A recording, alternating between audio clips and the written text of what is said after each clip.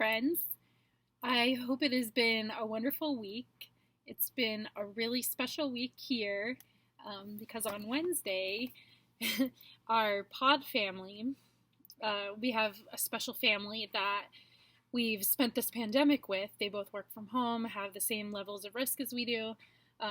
And so we've kind of extended our family circle to be these two families. And we usually see them a few times a week. So on Wednesday, they called and said, "Oh, we have a special surprise for the kids, but I want to make sure it's okay with you first." And Wednesday was St. Patrick's Day, so, I was thinking chocolate or candy or cupcakes or, I don't know, a pot of gold, something for St. Patrick's Day. Sorry, that was really cheesy. I don't know. So anyway, I went outside to see what this surprise was for the kids and check on it. And I went out and my mom was there. They went and got my mom from the airport from West Virginia. I haven't seen her for, it was early November 2019, so almost a year and a half.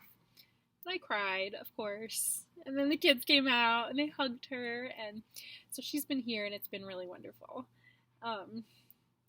It's hard, this pandemic, keeping people away from each other. I know, I see you. I know it's different because, I have my family, I have my pod family, I have my mom here. I'm not trying to make anyone feel jealous, obviously. But if you are alone, I see you. You can reach out and chat with me. Like I said, I've been trying to make more genuine connections with people. Not just liking each other's social media things, but actually talking to people. But then I see you too, you caretakers who are with your kids all the time. It's a lot. I mean, it's amazing. It's a wonderful opportunity to be with your family and to just be. And I feel like I've gotten into a space where, I'm living in the present more than I have at other times in my life because we have to, because there's an uncertain future and there aren't places to go. So that's been a gift of this, but yeah, being a caretaker is hard when there are not real breaks. I'm totally rambling. I was going to talk to you about how my book has changed and how it's still the same story because a lot of people are asking that question. So, I know I said in one of my newsletters that I was talking to my husband about this, about how my story has changed, even though, the heart of it, it's still my story, but how different it is, and how do I explain that to people? And he said, your book it's the same story, the way all of F. Scott Fitzgerald's stories are the same story. It might be different characters, they might have different names, they might do different things, but it's still, rich narcissists. Or I don't know, whoever if you have a favorite author who you love, and they might have different characters, but you probably love them because you kind of know what to expect of their stories. Maybe not necessarily. There are some people who do very different pieces, but ultimately what I set out to write is about these different generations of women and the pull of West Virginia versus the pull of away.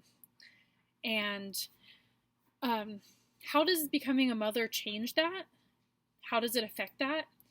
How do you start thinking about West Virginia or wherever you define home as differently when you become a parent or when you're about to become a parent? And then also, what do we owe the generations that came before us for the choices and the sacrifices that they made? Do we owe them anything? What do we owe the generations that are coming next to us in terms of where we choose to raise them if we have that choice? So I started out with that as the story, and that's still what it is. That's even more so what it is. And I hope that you read my book and you love it and you feel deeply invested in the characters, and that there are parts that resonate with you and parts that make you think and parts that make you feel. But I hope that maybe a year after you finish reading the book, that what I just said the pull of home and away, and how does that change when you think about multiple generations. I hope that that's what sticks with you from the story, because that's always been the heart of it. That is the core of the story, if that makes sense. So my editors, my wonderful editors, Matt Harry and Avalon Radis. I'm sorry, Avalon, I don't know if I'm saying your last name right because I've only read it, but Avalon is incredible. They helped me first understand what I was trying to say with that story. They looked at kind of the mess of a book that I gave them at first, and they helped me do lots of exercises that work through and saw that that was the part of it that was important, that that's what I was trying to say. And then they're helping me become a better storyteller so that that is what it actually does, what it actually says, what you actually take away from it. And honestly, so that you care about the story enough to read the whole thing so that you can get that out of it. Because I don't want to say I wasn't a great writer before this, or I don't want to claim that I'm such a great writer now, but I didn't know so many strategies for making things easier and more impactful to read. And they've taught me that. So that's been really wonderful. I know that still leaves a lot of questions and that that's all really vague. So I wanted to kind of tell you about how I started the story and then how it's changed, and I thought that might be another way to explain it. So when I started writing this story, the idea for it started with a single line. I was visiting West Virginia. I was staying in my old room in my grandma's house, and I woke up from either a nap or from sleep, and I had a thought in my head, and that was that the streets of Buchanan, where I grew up, the streets of the town where I spent my childhood, that they were like a part of my brain. They weren't just things that surrounded me, but that they actually felt like they were places inside my head, part of my neurostructure, and that when I was home, it felt like walking around inside my head. And so I emailed myself that idea, and then I hung on to it for a while until National Novel Writing Month, and I took that one thought, and what you do during National Novel Writing Month is you do kind of stream of consciousness writing. You try to get 50,000 words down, just get it out. And so what I did for those 50,000 words is I took internal ramblings, thoughts, senses, feelings, reflections like that, and I got them down. Anything that kind of surrounded my feelings about home and away, and I got those down. And some of those included stories from other generations. So there's a story from my great-grandmother about how, this is actually, my father wrote a poem about it, and it's a story about how my great-grandmother sang and prayed over my great-grandfather while he was sick and dying, and eventually he asked her to stop praying, and that's when he was able to go, when he was able to leave. And so that story has, it's not my story, but that family story has felt like a part of my personal and generational history, and so that was part of these things that I felt like I just had to get down and had to get out. There was no real structure, there was no plot, it was just getting all of these things out. And so in the next draft that I did, that was when I was pregnant. The next draft that I did after my oldest was born, so this was 7 years ago, is I took all of those pieces, I laid them out on index cards, and I thought, what is a plot that can connect these? So already I had things that were very real feelings and very real stories, and I wanted to create a fictional plot to connect them, to make a narrative, and so I did that. And after editing that a couple times, that's what I eventually gave to my editors. And so to make that into a more, when I was making it into that more structured plot, I had, my own feelings and my own heart, and I kept that real, and then I crafted fictional events around it. For the generations before me, what I did is I had these stories that I knew, had been told, had read from my father's poetry, and I kept the stories real, and then I imagined what my great-grandmother or my mother or my grandmother might have been thinking as they went through this. So for me, it was real feelings, pretend events, fictional events. For the other generations, it started out as real events and fictional or imagined emotions that went with them. And obviously I had to change some things so they actually fit into the narrative. But as I started to make that better and expand, so I took that, I gave it to Inkshares, and what I learned is that the things that I had used to piece them together were very tropey, were very formulaic, were overdone, were a little cheesy, were too esoteric and didn't connect the dots enough. And so one of the things I had to do first was take out the tropes. So it's not, she's gone to California and she's working in a magazine and she has like all these sassy coworkers and the boss is strict, and because that's, I mean, it's Devil Wears Prada, like whatever. We've seen that a million times. And so that had to change. But that doesn't change the heart of my story. That was already made up. So you can probably understand how that didn't change the story. As with these fictional stories, so for example, I had a character that was originally based on my mom, and she was working in Woodstock, and she was feeling the pull of being away in like kind of this hippie community in Woodstock, versus her new husband, this person she was in love with in West Virginia. And we ended up moving that to Prague right after the fall of the Soviet Union in Czechoslovakia, because I'm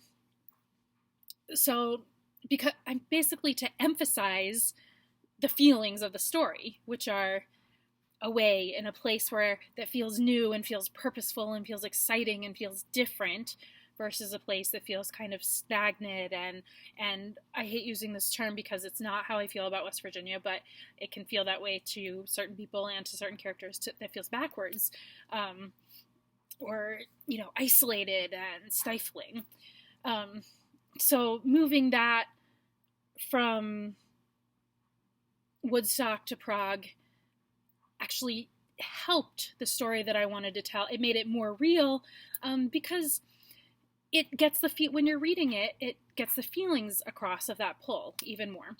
And so obviously somebody who's going to Prague to be a Fulbright scholar, that's going to affect other things in our lives, so that changes the characters. And being in Prague is going to change the feelings that you have, and then the feelings you have are going to affect the things you do. So it kind of turns into this cycle where I started out with either real feelings and a fictional event, and then I had to change it to, I had to alter the feelings, like the character, for me, I'll get back to that later. Anyway, so I'll stay with this person I was telling you about. So Prague, it started out with a real place, imagined feelings. Then we took it to imagined place, and then had to adjust the feelings. So you can see how it might be a woman in Prague who feels a certain way, but it's still the same heart of the story as what it's based on, even though the actual emotions and the actual place are not true. I really hope that makes sense. And then so for my character, it's almost the opposite. Like I said, I started out with my real feelings and made fictional events, but then I needed to dig deeper into the character, because what I've learned is when you write about yourself, it's very hard to do a good job of that, of your own thoughts and decisions and actions, because you might take your feelings, or you might understand your motivations, and so it's hard to put those into words for somebody who isn't inside your own head. It's easier to think of an external character. So I had to start doing that, and in order to get removed enough from myself, I had to get like pretty far out there.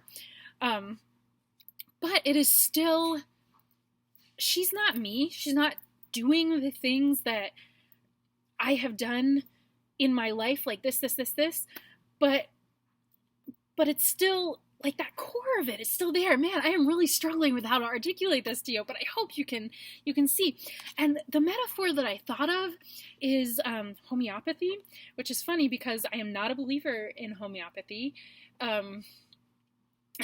We can fight about that if you want, but homeopathy has this idea where you are diluting its ingredients. So you take maybe a drop of some of the ingredient that you want to use, and you put it in water, and you take a drop of that and you put it in more, and you dilute it and you dilute it and you dilute it. And homeopathic practitioners will say that, like, the more it is diluted, like the more the core is, the more powerful it actually is. And so I do not believe that with arnica or with, I don't know, whatever. But with my story, it has kind of proven true. Not that I'm diluting it, but that I am taking the most essential core of it and putting it into something more intentional, and taking the most essential core of that and putting it into something even more impactful.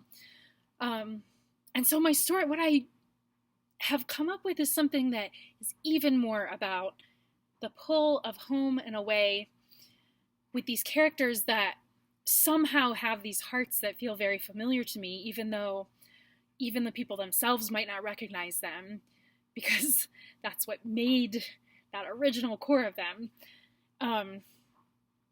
And how these things change when you're getting older and when you're becoming a parent.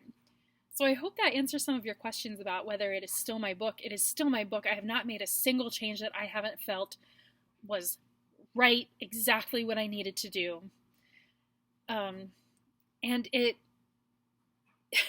still there. Let me know if you have questions, though, because I know this sounds super, I don't know. Just let me know if you have questions, or talk to me if you've done this about writing fiction that is based at some point in reality. Kwan did a really amazing little segment about this on Courtney Ballestier's WMFA podcast that is also great to listen to. She's done something similar, so that's another great resource. Please stay safe, stay well. I know that it seems with hope on the horizon, it feels like it can be easy to be more lax about being careful, but please just take care of yourselves, take care of others, and stay in touch. Thank you. Thank you for watching this whole long thing. Thank you.